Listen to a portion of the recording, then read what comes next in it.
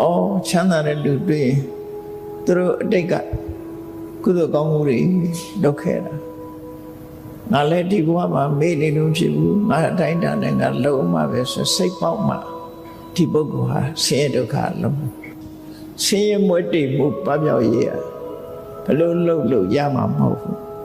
လှူသူမလှူသူရှိနေသမျှကလပ်ပတ်လုံးလှူတဲ့လူကချမ်းသာမလှူတဲ့လူကဆင်းရဲဒီပုံစံအဲ့ဒါရှိနေမှာဆင်းရဲတဲ့အိမ်မွေးပြီဆိုလို့ရှိရင်အနိတောင်ပေးစရာမရှိဘူးအမေဖေကလည်းထမင်းနတ်မှအောင်မစားရတော့ဘယ်ရောက်တော့အမိုက်ပုံးနဲ့ရောက်သွားတာလည်းရှိတာလမ်းဘေးပြစ်ခံရတာလည်းရှိတယ်ဒါတွေအားလုံးဟာလုတ်သူရဲ့အပြစ်မဟုတ်ပဲနဲ့တွေ့ရမှာကိုယ့်ကိုယ်သဘောထားရမှာစိတ်ကွက်เสียမဟုတ်ဘူးပြုသူအသက်ဖြစ်သူအဟောင်းပြုသူအသက်ဆိုတာ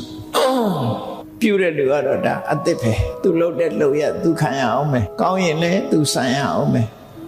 ဖြစ်တဲ့လူကတော့အတိတ်ကလုပ်ခဲ့တာတွေသူရရှိနေပြီလို့ထွက်ပြောဒါကံကြမ္မာရဲ့သဘောအတည်ဒီတိုင်းပဲရှိနော်